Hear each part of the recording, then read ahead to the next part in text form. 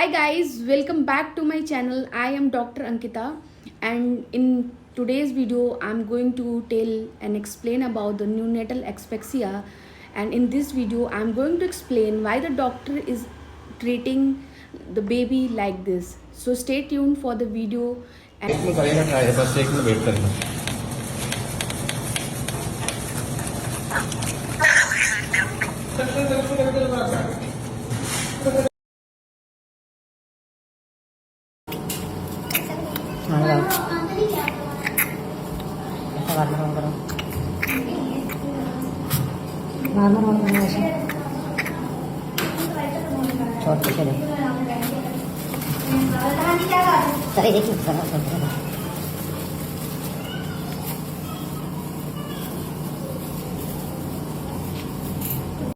So the small instrument which you are seeing in this video, the small blue instrument, it is a manual sucking instrument which is used to suck out the amniotic fluid which is drank by the baby during the fetus, during in the uterine period.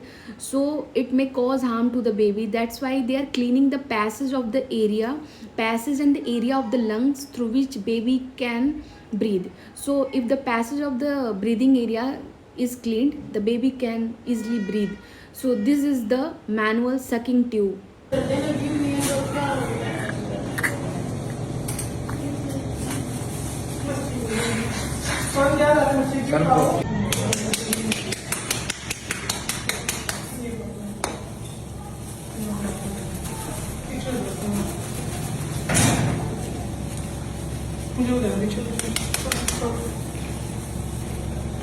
ठीक है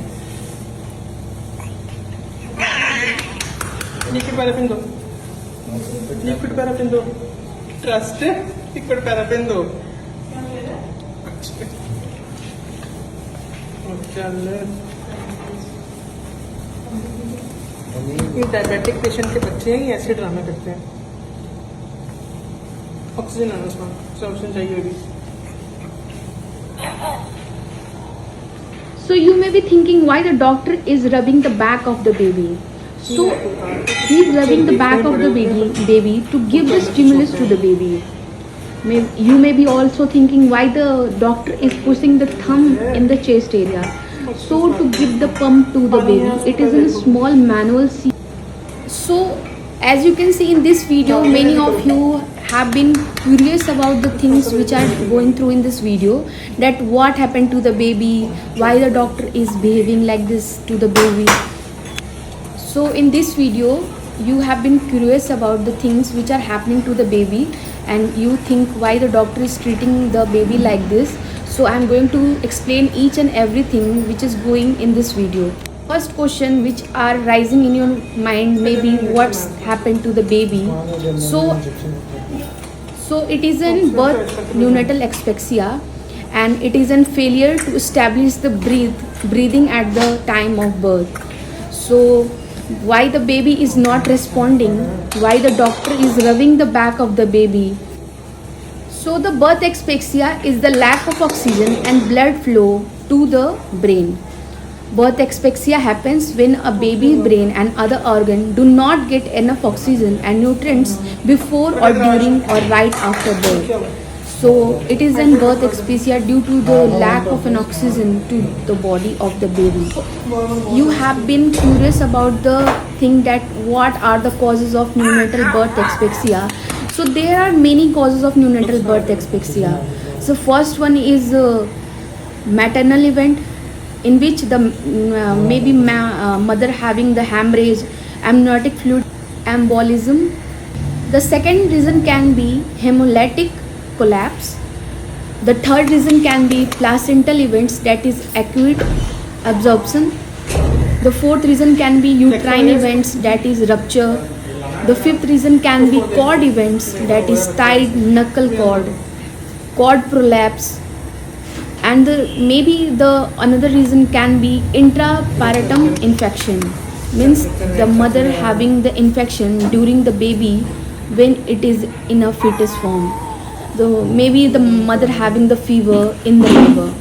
So these are the causes, and or can be causes can be happen for this type of occurrence. We all have known about what are the causes of neonatal birth asphyxia. Now it's time to see what are the signs and symptoms which we can see in neonatal birth asphyxia. So many of you may be wondering what are the signs during which we can recognize that baby having the asphyxia. So I'm going to explain the signs and symptoms of the birth asphyxia. So there are two stages in which we can see the birth asphyxia. So first stage is before birth, means the baby is not delivered yet. Then what are the signs and symptoms which we can see in a baby about the birth asphyxia? So it is an abnormal fetal heart rate. The baby's heart rate will be abnormal and low pH levels will be present in the before birth of the neonatal. So these are symptoms before the delivery of the baby. And the second stage is at the time of birth, at the birth. So the baby will show poor skin color, low heart rate, weak muscle tone, gasping or weak breathing. Meconium stained amniotic fluid can also be seen at the time of the birth of the neonatal asphyxia. So these are the signs and symptoms which we can see at the time of birth. So we have already seen the causes and the signs and symptoms of the neonatal birth asphyxia. Now it's time to how to cure it. So to cure it, we can give breathing support to the baby from a machine that stands small rapid puffs of air into child lungs, or by giving a small CPR by the little finger. We can give the CPR to the baby to beat or to give the beat to the heart. So these are the small steps which we can use. But in some babies may need nitric oxide through a breathing tube or a heart lung pump for life support. So these are the two ways. In neonatal birth asphyxia, there are two stages. The stages of neonatal birth asphyxia have two stages. The first stage is occurs when the blood flow is reduced and blood cells do not get enough oxygen as a result. So it is the first stage of neonatal asphyxia. And the second stage of neonatal asphyxia is called refusion injury. Occurs in the hours, days or weeks after oxygen and blood flow is restored.